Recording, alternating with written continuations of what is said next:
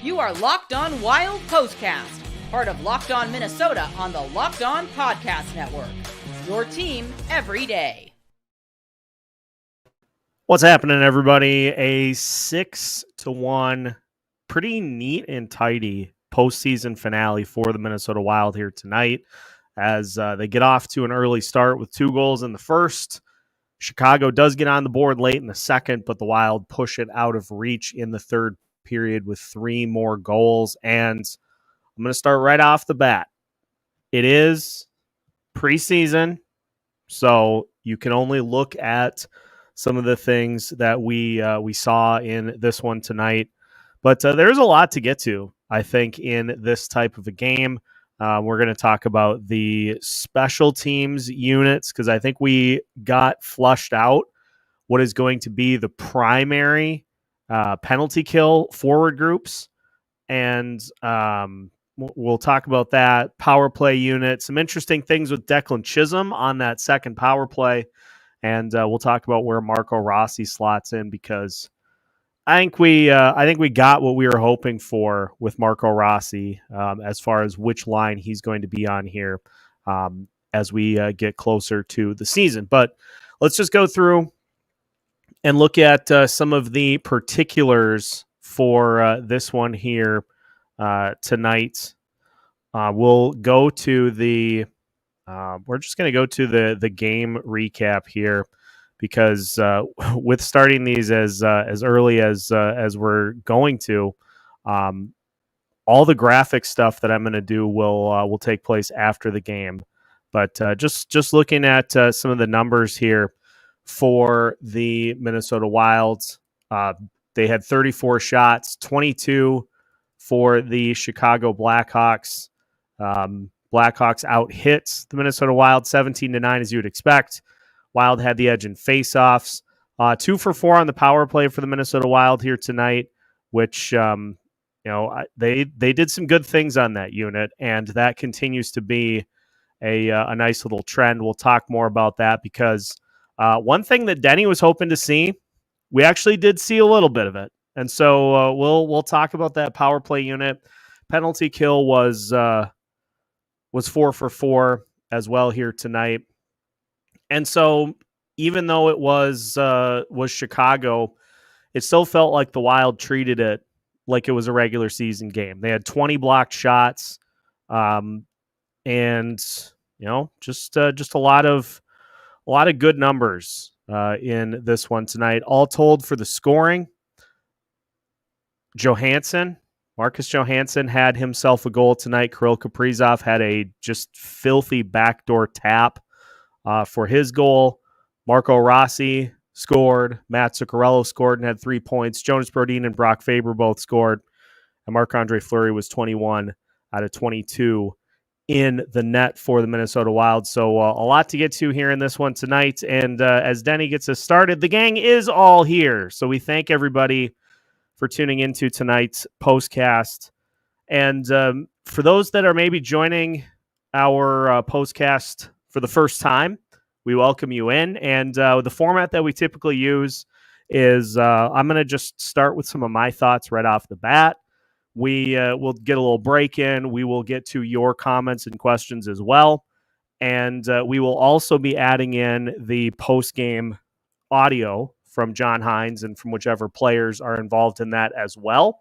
So this is going to be your one-stop shop all season long for post-game Minnesota Wild content. We want to get it going right off the bat so that we can get into it right after the game is finished. I want to start making this a regular occurrence. So let's start. Let's take a look as well at the shot heat map for the Minnesota Wild in this one tonight.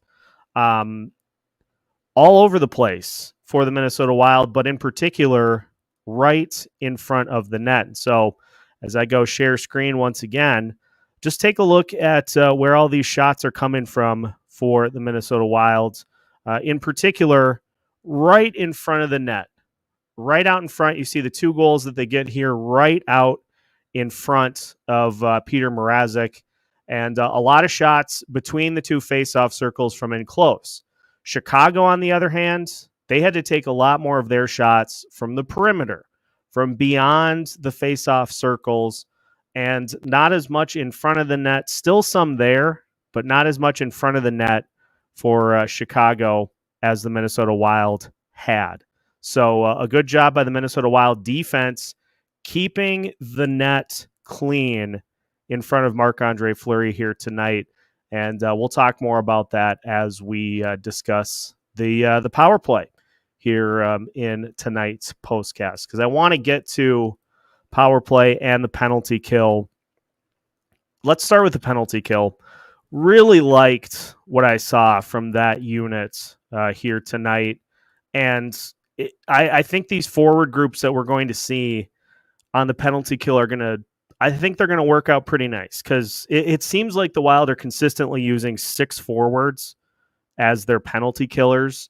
They rotated between Joel Eriksson Ek and Yakov Trenin, Marat Huznadinov and Jakub Lauko, and Marcus Foligno and Freddie Gaudreau. Those were your main forward units on the penalty kill, and all of those guys did a really good job of getting out to the puck, getting out and causing disruptions and preventing Chicago from being able to cleanly possess at the top of the zone. And from keeping things, they kept things out on the perimeter as well, which makes it much easier for your goalie to be able to make saves when he's facing only a few that drop in front of the net. Fleury had 5 saves on 4 Chicago power plays. So what does that tell you? Just over 1 shot on net per power play against the Minnesota Wild penalty kill. So that was impressive. It was Chicago again. So I'm trying to measure like the excitement factor compared to the opponent. But at the end of the day, this Wild penalty kill would not have been able to stop Chicago last year, hardly at all. So the fact that they were able to put up a clean, perfect night here tonight, that I like. The Wild power play, 2 of 4 here tonight. And this is something that Denny has been asking for, and we're going to talk more in Sunday's show. We did see a little bit of it here tonight with Ryan Hartman in one of the Wild power plays, running things from behind the net. So I don't want to get too far into it, because that's going to be something that we talk about on Sunday at noon. But the power play, it seems like they're attacking from multiple spots, which I like. I like the fact that they're being more unpredictable, as opposed to like let's just get set and camp around the net and just do the same thing over and over again. Sometimes they attack from the left side of the net. Sometimes they attack from the right side. Sometimes they go back out to the top. It seems like they're doing a good job of mixing from multiple angles on the power play. And Russo tweeted out at one point, see if I can find it here. I think the Wild power play was, here we go. So here are the numbers for the special teams units on during the preseason. The Wild power play was 9 of 17, and the penalty kill was 21 out of 25. Again, preseason, but it's reps. It's reps that they're getting in, and both units did a good job of getting it done here tonight. Maybe my favorite battle of this game was Brock Faber and Connor Bedard, because let me tell you, folks, Brock Faber put the handcuffs on Connor Bedard here tonight, and it started from the get-go. It started from the drop in this game. Bedard going towards the net for his first shot attempt of the game, and Brock Faber just erased him. Like, he just erased him from existence on his first drive to the net of the game, and it stuck with through pretty much the entirety of the game. Just great work by Faber to stick with him, and I don't think he had any points or any production at all. He did have an assist and 3 shots in 19 minutes on the ice, but Faber did a good job of absolutely putting the clamps on him from the get-go in this one tonight. And we saw more good defense from Spurgeon and Brodin.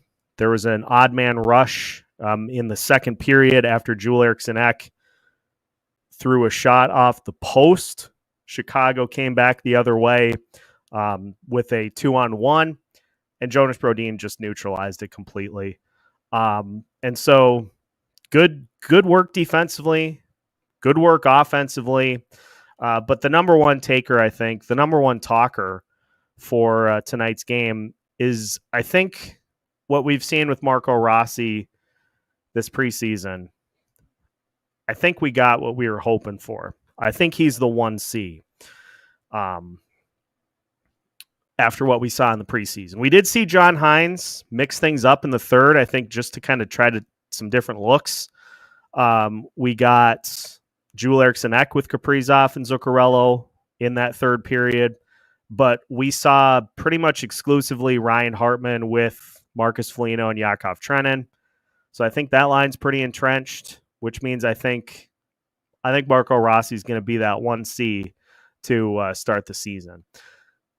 The analytic numbers for tonight's game were a little weird because Chicago had most of the Corsi events in this one, but Kaprizov, Rossi, and Zuccarello had a 60% Corsi 4 percentage. They had an expected goals for percentage of 78%, which only trailed one line, actually 2 lines. The expected goals for percentage on the starting lines for the Wild was nuts. Jakub Lauko, Murat Huznadinov, and Freddie Gaudreau had an 85.5 expected goals percentage. Kaprizov, Rossi, Zuccarello had a 78.94. Marcus Foligno, Ryan Hartman, Yakov Trenin, they had an 89.8. And the only line that did not, for whatever reason, have good statistics was Ogren, Eriksson Ek, and Johansson. They had an expected goals for percentage of 12.95%. So I don't know. I don't know what that means. The other 3 lines I thought looked really good. And I think I feel confident in saying that, you know, it's still not the roster that everybody was looking for, but I feel confident in saying that I think the Wild roster this year is going to be far more competent than it was last year. Let me explain what that means. You look at the end of the season last year, you look at the players that were on the 4th line at the end of the season. Jake Lucchini, Vinny Lettieri, Mason Shaw was on there, and I don't really count him in this list because he was making his way back from injury. You had a 4th line that basically was just existing. John Hines keyed in on this in saying that you can't just have players out there. You just can't have lines out there that are taking up minutes and just existing.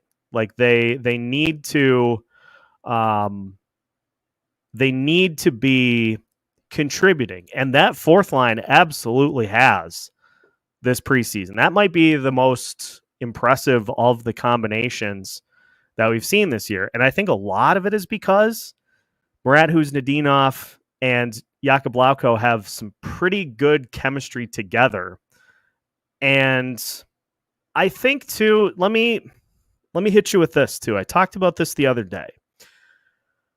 I feel like Freddie Gaudreau is going to do better than expected. Now, I don't know if that means, I don't think that means he's going to get back to like a 15 to a 19 goal type guy. I don't think he's going to get to that level. But I think he's in a position now where there's no expectations for performance. He can be a 4th line wing and a penalty kill guy and he doesn't have to. He's not in a position where he is expected to have to contribute much offensively. He can just go play with two guys that are going to push him on a nightly basis in Murat Huznadinov and Jakub Lauko. I think those two are going to push Freddie Gaudreau every night, which I think is going to lead to better performance. Now, there was injury involved with Freddie last year, which is why his numbers just completely mothballed. But I think there's something to him being in a low leverage spot. And you look at that fourth line this year in Lauko, Huznadinov, Gaudreau. That's a noticeable difference from what we saw last year. And that third line of Foligno, Trenin, and Hartman, I think that's going to be a problem for some people. I think that's going to be a problem for opposing teams because of how physical they can be on a nightly basis. The question is, and always has been, what do we get from the top six? But that top line combination of Zuccarello, Kaprizov, and Rossi's looked pretty good. Matt Boldy coming back is going to help solidify that second line. There's one spot that I think everybody feels can be upgraded. He scored tonight. Marcus Johansson did score, so let's give credit where credit is due. Did get on the score sheet tonight. As long as he's productive, it's not going to be a talking point. But if he's not productive, it's going to be a talking point all season. So as long as Marcus Johansson is producing, he's going to have that spot. I think I did like how the broadcast said that Liam Ogren has gotten better as the preseason has gone along. I think he strung some really good games together here at the end. And so did he do enough to put himself in position to make the team? We'll see. I think he put some good stuff on film these last few games to where he deserves a shot. But we'll see what happens. As long as Johansson's producing, he's going to have that spot. I'm not going to get into it. I can't do that for another season. I can't do that bit for a whole season again this year, or I'm just going to be a husk at the end of the year. But we'll see. I think Russo also saying final cuts will be as early as Monday. So you got some guys on this roster that are here but will be being sent down. Will the team carry 13 forwards? Will they go with 12? Are they going to do this 3 goalies thing? There are still some question marks that need to be looked at here before the season ends. And so we'll talk about all that as we continue to roll here, but that's enough of my 10 cents on what we have seen here so far in the preseason. Finishes with the Wild at 4-2. Great numbers on power play and penalty kill. But we got a lot more to discuss here as we go throughout tonight's postcast. Denny and the crew, everybody here ready to rock. We're getting back in regular season mode, so a lot more to get to here. And we'll hear from John Hines in this one as well. We'll get his post-game comments. All of that coming up as we continue tonight's Locked On Wild postcast. We'll get to more of your comments, your thoughts, your questions, and we'll dive into some more of the stats as well. That's all coming up as we continue tonight's Locked On Wild postcast after this. Tonight's Locked On Wild postcast is brought to you by FanDuel. The NFL season is underway, and you can start the year with a big return on FanDuel, America's #1 sportsbook. So when you get a hunch in the middle of the game, you can check out the latest stats, view live play-by-play, and so much more on the same page where you place your bets. You'll get started with $200 in bonus bets guaranteed when you place your first $5 bet. That's FanDuel.com. Head there today. Get this offer. Again, it doesn't have to be a winner or a loser. It can be either, and you'll get $200 in bonus bets guaranteed. That's FanDuel.com. FanDuel, America's #1 sportsbook. Tonight's Locked On Wild postcast is also brought to you by Indeed. We are driven by the search for better. But when it comes to hiring, the best way to search for a candidate isn't to search at all. Don't search, match with Indeed. If you need to hire, you need Indeed. Indeed is your matching and hiring platform with over 350 million global monthly visitors, according to Indeed data, and a matching engine that helps you find quality candidates fast. Ditch the busy work. Use Indeed for scheduling, screening, and messaging so you can connect with candidates faster. And Indeed doesn't just help you hire faster. 93% of employers agree Indeed delivers the highest quality matches compared to other job sites, according to a recent Indeed survey. And listeners of this show will get a $75 sponsored job credit to get your jobs more visibility at Indeed.com/lockedon. Just go to Indeed.com/lockedon right now and support our show by saying you heard about Indeed on this podcast. That's Indeed.com/lockedon. Terms and conditions apply. Need to hire? You need Indeed. Welcome back to tonight's Locked On Wild postcast. Minnesota Wild come away with a 6-1 win over Chicago. Throttled the Blackhawks over the last two games. Just pumping Chicago full of shots and goals and scoring at will, which clearly frustrated Pat Maroon, who tried his best to be agitator, but was agitated by Joel Eriksson Ek in this one tonight. Let's get to your comments. We'll start with a hello from the captain, Denny, here and manning the ship with the rest of our wonderful regulars here this evening. Reminder, live on Sunday at noon, we'll have another live show with Denny talking about pretty much everything that we've seen in the postseason or in the preseason to gear up for the start of the season on Thursday against Columbus. Let's go to Dougie. Rossi has taken another step. He looks stronger, faster, and definitely more confident. That goal that he had was just such an effortless flick of the wrist, and he was able to just zip it past Petr Mrazek, who was absolutely just on an island tonight. And Mrazek is a pretty good goalie. Chicago did him no favors in this one tonight. But you do see, Dougie's right on here. You do see a jump, and you see Rossi continue what has been a trend for him as he just continues to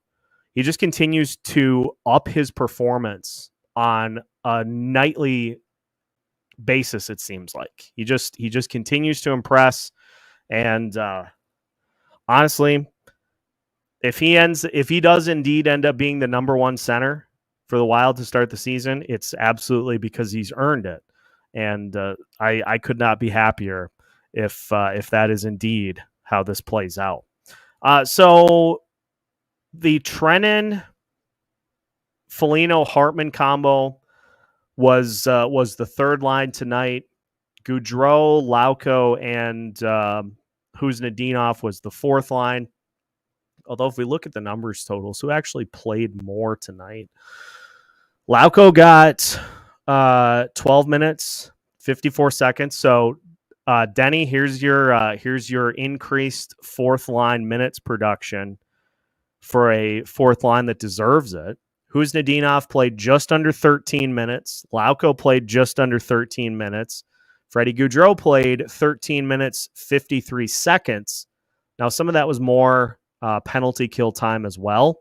But that fourth line got a lot of run here tonight, which meant that your top guys Joel Eriksson Ek led the way with 18 minutes time on ice. Next closest was Ryan Hartman with 15 minutes, 52 seconds on the ice. So really spreading things nicely for the Lions was John Hines here tonight. And on defense, only 2 defensemen that played over 20 minutes tonight. Brock Faber had 23:39. Jonas Brodin had 20:37 of ice time. Everybody else was under, including Jared Spurgeon at 19:26. Interesting little wrinkle on the second power play unit tonight that I'm not going to lie, I kind of dig. And we'll get everybody's thoughts in real time, and then I will go to the I'll go back to everybody's comments in chronological order. Second power play unit tonight featured Jared Spurgeon and Declan Chisholm. Now, we know the talent disparity on that second unit. Liam Ogren was getting some time there with Marco Rossi up on the top unit. I think, honestly, Chisholm has enough offensively to be able to be used in that role potentially, because they weren't just having him there to be like a place filler. They were running some plays for Chisholm in the right face-off circle. He got a couple of rocket shots on net. And so maybe we see that. Maybe it was just an opportunity to get both guys some power play time, but Brock Faber manned the top power play, and that did not get touched. Like, he has not been moved off that unit once this year. So I think it's pretty safe to say that Brock Faber is going to be your number one power play quarterback, and Chisholm and Spurgeon are both very capable of running power play number 2. Maybe we see both at once. Maybe see one or the other. But I thought that was an interesting wrinkle, and I got to say, Chisholm shot the puck when those opportunities came about, and I thought he looked pretty good. Back into the comments here as we take a look at just some of the things that happened in this game, and just as I alluded to, I think Rossi did definitely earn the number 1 C. Let's go to Tracy, who wants to applaud the effort from Murat Huznadinov. I got to tell you, when I see Huznadinov like pursue somebody and hassle somebody with the puck, I can't help but smile, because he is somebody that I think is really in position to have a not even a sneaky good year, a good year, because his motor never stops. You see the offensive skills improving, but his defense is what makes the difference in the lineup, and his ability to pursue players. There was a 2-on-1 that Chicago had, and the player on the right side of the net is driving up for a shot. Marc-Andre Fleury makes the pad save, but the rebound kicks out. And if that second guy has an opportunity to get that puck, I think Chicago scores. So what does Murat Huznadinov do? He goes and he just takes the second guy out of the play completely. Like, you have to make a choice in those types of situations.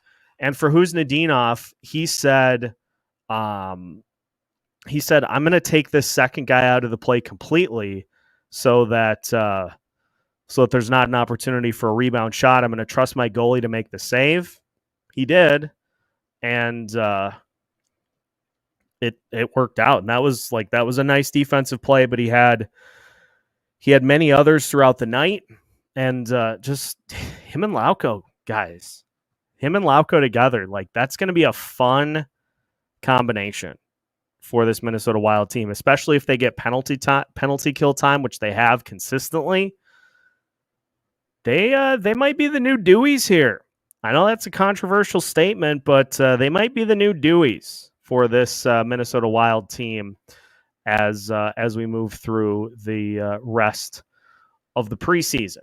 Let's take. I saw a comment that I'll get to here in a little bit about Charlie Stramel because his collegiate season started tonight.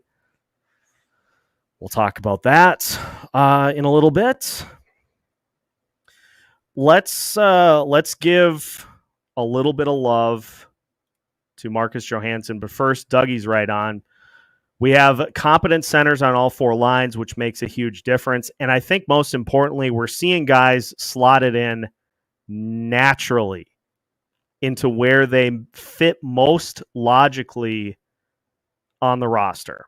Like we did see Hartman, at least in the preseason, get some looks with Kaprizov and Zuccarello, but now it's looking pretty likely that Marco Rossi takes that spot down. It's all about different looks for John Hynes. It's all about different looks, different opportunities. If somebody gets hurt at some point during the season, he can go back to, okay, well, I tried this combination and it looks pretty good early on in preseason. So maybe we go back to that to fill in for an injury. But all about just having opportunities to be able to fill in as needed for different injury situations. Let's go to PB here. I think 1 goal in 6 games for Mojo, even understanding he really only played in 4, shows he's not up to playing top 6 minutes. Hartman showed he should be third line, too undisciplined. Hartman had a couple of penalties in this one tonight, I do believe. He had one for sure. Yeah, he had the one. Kirill had the other. Then Trennan and Zuccarello also had penalties in this one. I feel like that Foligno, Hartman, Trennan combination can be kind of the bully ball approach. Yakov Trennan basically picked up a Chicago player at one point and gently placed him into the boards. So you want to talk about freakish strength that Trennan can bring to the table. He certainly can bring a lot of it, but that's going to be the spot all season that we are keying in on because of how important it is for this Minnesota Wild team to have a second line that can offer competent and complementary scoring to what the top line's trying to do. If that second line doesn't do it, there are going to be some problems for this Minnesota Wild team because you can't rely on one line. And so Marcus Johansson's going to start the season in that spot. If he doesn't produce, I am trusting that he will be at least bumped down in the lineup. If not, he will be playing elsewhere. Bold prediction for Dougie here. 70-plus points for Marco Rossi this year. Playing between those two guys, playing the way that he has, that's a pretty solid prediction for Marco Rossi if he does have those 1C minutes for a majority of the season. Good one from Trav here.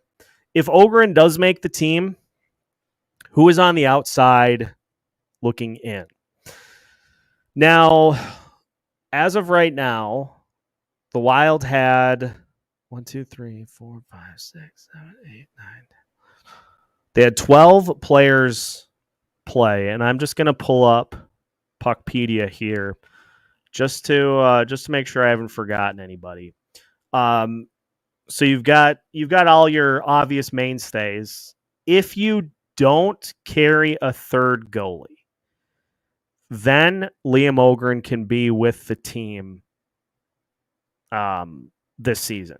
But if you carry a third, you can only carry the 12 forwards and the 7 defensemen. So you want to talk about that being a point of contention, how valuable that roster spot is. It's the difference between having 13 forwards or not. And so I personally would like to see Ogren get the opportunity to be with the team. I think he's earned it. But here's the other thing. Here's the other thing to consider here. I saw somebody tweet this out, And I think this is a wise idea. I think we need to, for the guys that are injury prone, I think we need to think about making sure that they get proper maintenance if nicks and bruises pop up during the season. And the only way you can do that is if you have a 13th forward, somebody you can mix in to give somebody a night off when they're a little banged up or need a breather. Can't do that with 3 goalies, but we're gonna beleaguer that too much if I keep talking about it. That's another point that we're going to talk about with Denny on Sunday. So I'm not going to talk too much about it, but if you don't carry the 3 goalies, I think Ogren is the one that makes the squad. Yeah, I'm trying, Brian, but it's easier said than done. I feel like he's going to push me into that bit again. I think it's only a matter of time. So we'll see how long it lasts with him. But he did have a nice give and go with Liam Ogren for the backdoor tap in goal. That was a nice play. He tried to return the favor for Ogren later in the game. It didn't work out, but credit where credit's due. All right, we got to get to this one because I saw that he was playing. I was trying to kind of keep tabs on things, and I'm not going to smash the glass just yet. But Charlie Strammel's debut tonight, as Mikko points out on screen, 0s and a 3 of 18 on the faceoff circle. But we'll keep tabs on that. Again, I'm not going to smash the glass yet. But let's do a little bit more here. A little something. All right, just scanning through. Good one from Tom here. All these great things tonight with no Urov, Height, or Zeev. You just pluck those from the tree and you add them in where they fit. You add them in where they fit in this combination. And let's give props to Denny's defenseman too, Damon Hunt. His numbers tonight, 1652. He had 4 blocks, and he played a little bit on the penalty kill, not a ton, but 1652 was a net 0 in terms of goals for or against, and had 4 blocks. And John Hines continues to reap the praise on what Hunt has done. He's put himself in position to be part of the mix. And you guys remember those videos that were done a couple of seasons ago for Rossi and Kalen Addison? Congratulations, you made the team. Maybe it's time we do another one of those. Then again, maybe not, because if I recall correctly, it didn't work out all the best for those two. So maybe we don't do the social media bit, but maybe he just does straight up make the team. Here's some numbers that are projected for Rossi, courtesy of Mikko from ESPN. 32 goals, 28 assists, 16 power play points. The most important one for me is the 239 shots. I want to see as many players as possible over 200 shots on this team, because what does volume usually lead to? higher goals. It's not an end-all be-all, but the more you shoot, theoretically, the more you score. I'm no doctor, but that's what I've heard, at least. So, I guess we'll see. This is an interesting one too to consider. Is Damon Hunt showing that he is progressing to the point that maybe it makes Declan Chisholm expendable at the trade deadline, depending on where the Wild are at. We'll see. We'll see exactly what direction Bill Guerin is looking. It's all gonna depend entirely on how the team is doing at that point in the season. Now, the key thing to mention, the key piece to take away from the preseason. I don't want to poo-poo the results. I don't want to put a damper on the results. But it was two games against Chicago and a game against a Winnipeg team that didn't put a ton of their regulars in the lineup. You've got to do this. You got to do this consistently against Winnipeg, one of the better defensive teams in the league.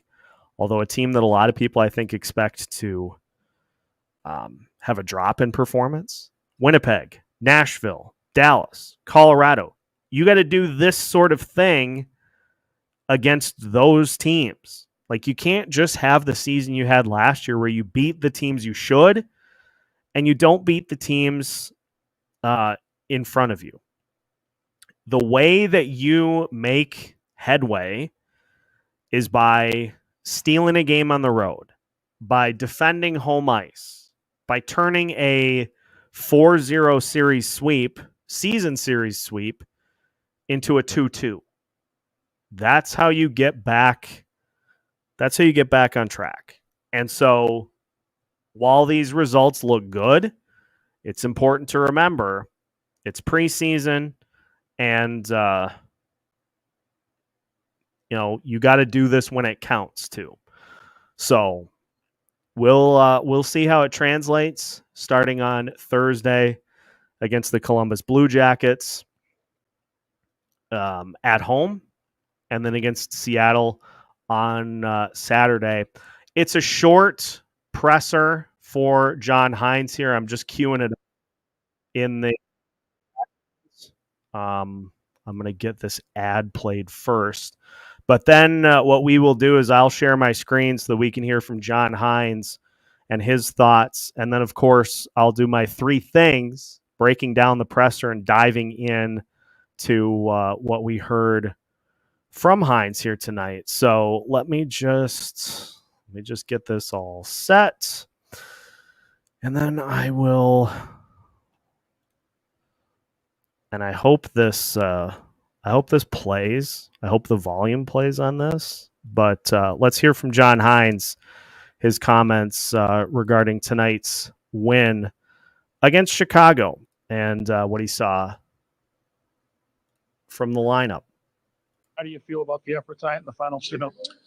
I feel good. I feel like the overall preseason, as I told the players, you don't have a good, I think, camp if the players don't put the effort in. We can set it up for it to be demanding and difficult and try to instill the structure. But I think the way that they came to the rink every day and pushed through and feel good about lots of parts of our game, the identity, the structures in place for the most part. I think our conditioning is really good. So it was good, good to get through it. Now we got a couple days here to kind of fill back up energy-wise and rest up and then get back at it.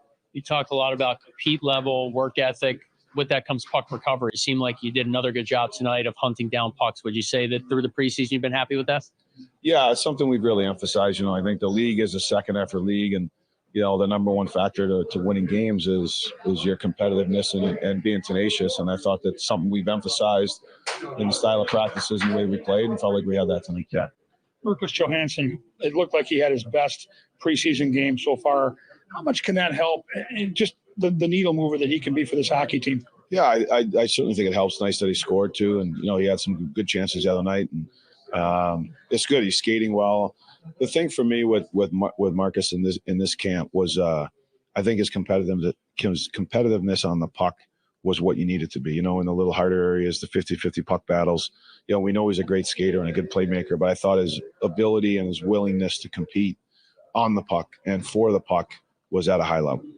Two things, the penalties, I'm sure you'd like to see them get cut down when the regular season starts, but with that came a lot of PK reps, and the penalty kill did pretty well. So how would you kind of assess those two areas? Yeah, we certainly took too many penalties. Something we addressed the other day with our guys, and we took too many tonight for sure. That's not the recipe that we want. So we're going to continue on that. On the flip side of that, as you said, I think that, for our penalty kill to get tested and get some different reps and try to really work on in a live game situation with a lot of reps at it, some of the things that, we're instilling and doing. I think from that standpoint, it's a real positive. On the other side of it, we got to make sure we cut those down.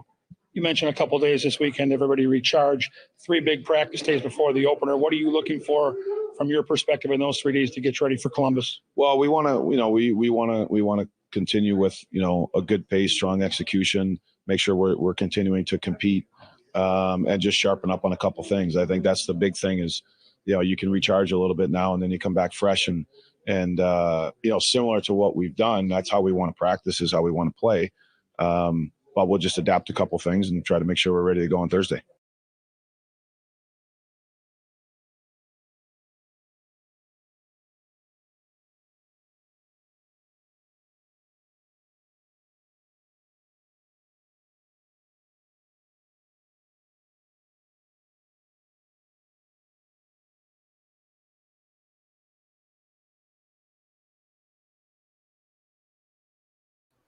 I should unmute my mic. Some interesting things covered in the John Hynes presser that we'll dive into more fully in the 3 things breakdown that will be posted tomorrow.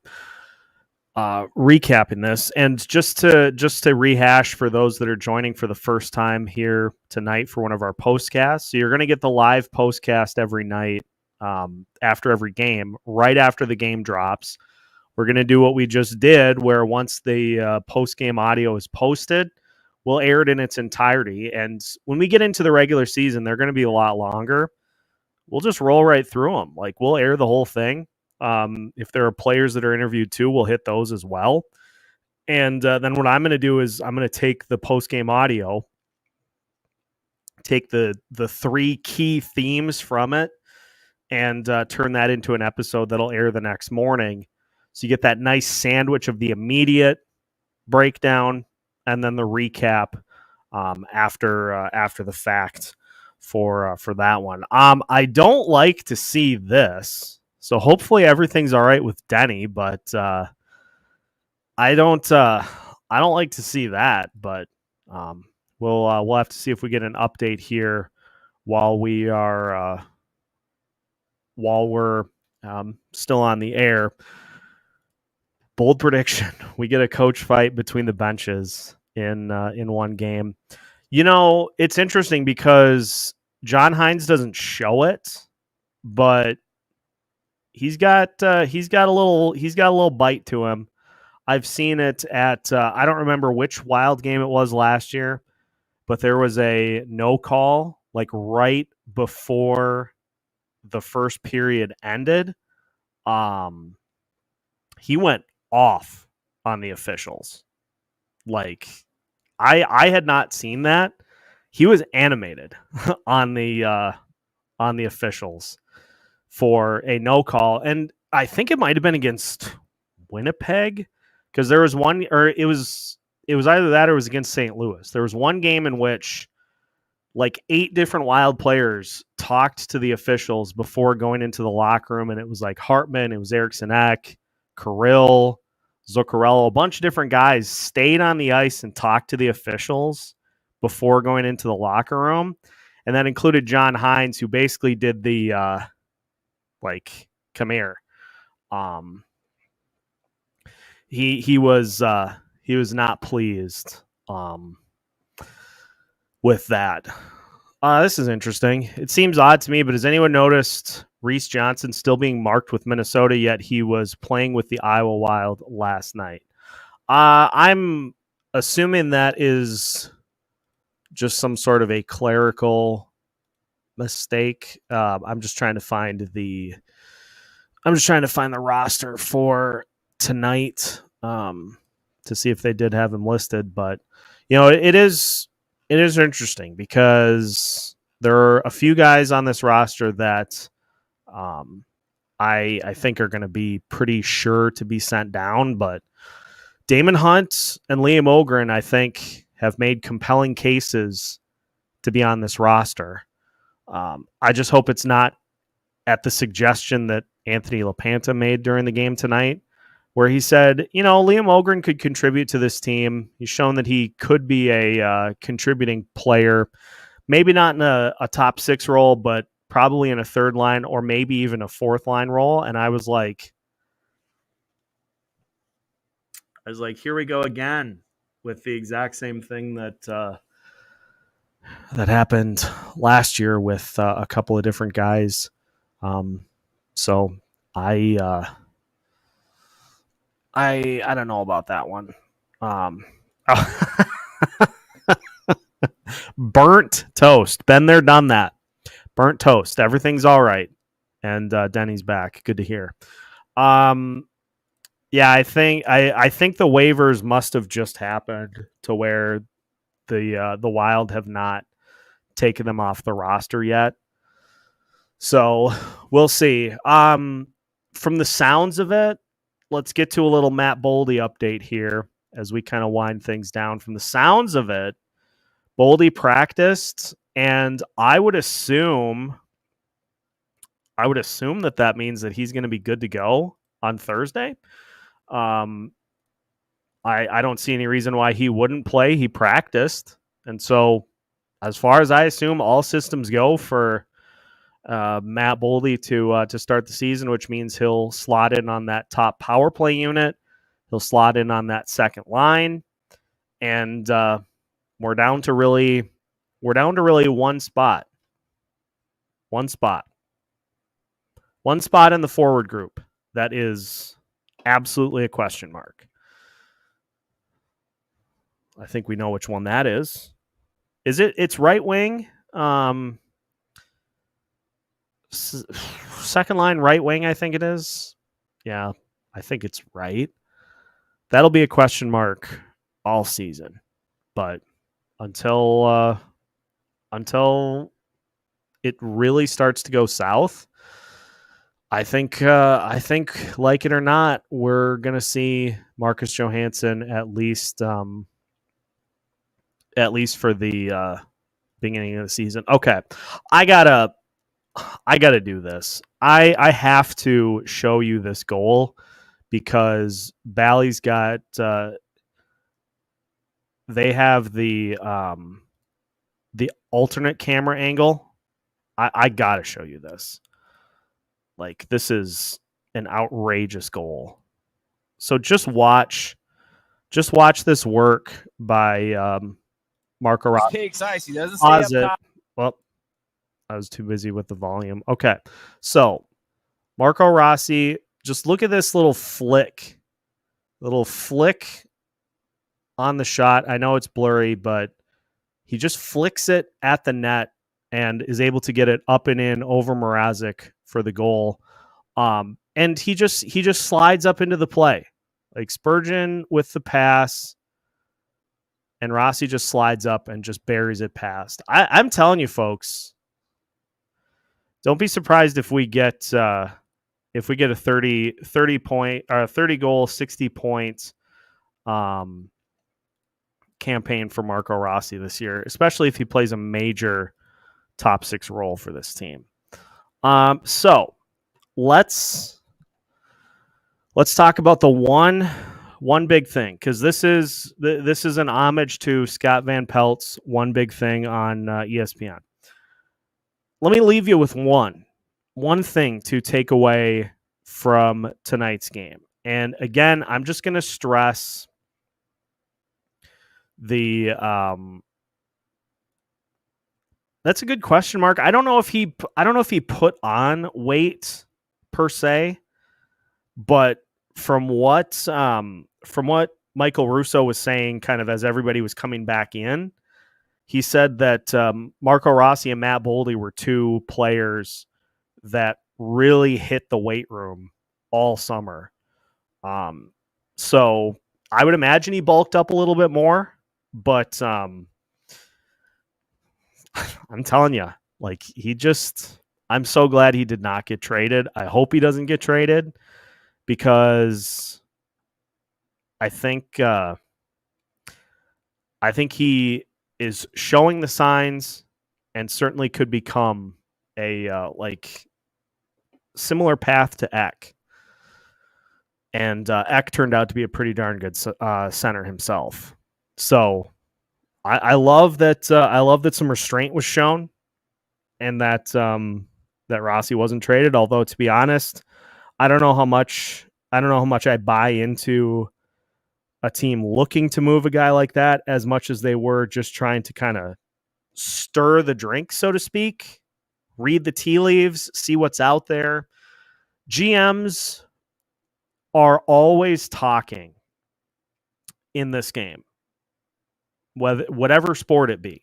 GMs are always talking, and they're always looking for ways to get conversations going. Denny and I were talking about this earlier in the summer, I think about a month ago. GMs may dangle somebody to start a conversation that they don't even intend on trading, just to get dialogue going that they can go back to as the season unfolds. Like you had the situation with John Klingberg in Anaheim, where Bill Guerin called Pat Verbeek and said, "Hey, give me Klinger." And Verbeek is like, "Absolutely not." He's like, "We're going to keep him." And Guerin is like, yeah, you will. Ended up trading for him later. So it's all about just starting dialogue. And I think that was more what the Wild were looking to do, because these guys may be prideful. They may be stubborn in their ways. They're not idiots. And Marco Rossi has a ton of talent. And it just seems like it'd be foolish to jump ship on a guy like that because he's your only trade piece. Like sometimes it's much more valuable to let a guy continue to blossom. So the one thing that I'm going to leave you with, and we will head out here for the night. Good results in these final few preseason games. A lot of goals for the Minnesota Wild. A lot of success on special teams. Let's just keep in mind the opponents, but also think of it this way. The Wild in these final few games really put good product out there to put themselves in position to get off to a better start than they did last year. It may still not happen, but they at least put product out there that showed some promising things. And so now that the preseason is over, we get to digest all of this, and you wipe it all away and you dive in on Thursday in the first game of the season, which of course, Locked On Wild will have you covered fully, both pre and post. We got crossovers coming up. We're going to try this year. This is a bold prediction from me, and it will require a lot of work on my end. We're going to try to do crossovers with every opponent this year. Every opponent, we're going to try to get you a crossover episode. So wish me luck on that, because I already am saying that and regretting it. Now we'll make it work. But we'll be talking to Locked On Blue Jackets and Locked On Kraken next week. So season's here, folks. But importantly, we'll see you on Sunday at noon. Early Vikings game in London means that we'll see you for a noon show on Sunday. And so season hinges on health and not losing a ton in regulation. Bingo. All right, I'm going to call it. Great having everybody here. Great having the whole crew, Denny and the entire comment section, Tracy, Miko, Trav, Freddie, Jeremy, Tom, Dougie, everybody that joined in tonight. Ron was here, PB, everybody that hopped in. We thank you for tuning in for tonight's postcast, and enjoy your Saturday. We'll see you on Sunday for the live show at noon, and then after that, it's regular season go time, baby. We got you covered. So thanks everybody for tuning in. Have a great night. Make sure to hit that like button before you head out for the night, and we will be with you again. We got an episode for you tomorrow. The 3 things might be more of a noon afternoon because it's been a long week. So I'm going to enjoy the rest of my Friday. So it might be more like a noon, afternoon, 3 things tomorrow, but we'll have it for you. And then we got you on Sunday as well. So thanks everybody for tuning in and making Locked On Wild your choice for all of your Minnesota Wild news and notes. Wild win tonight 6-1. Preseason's over. Regular season is next.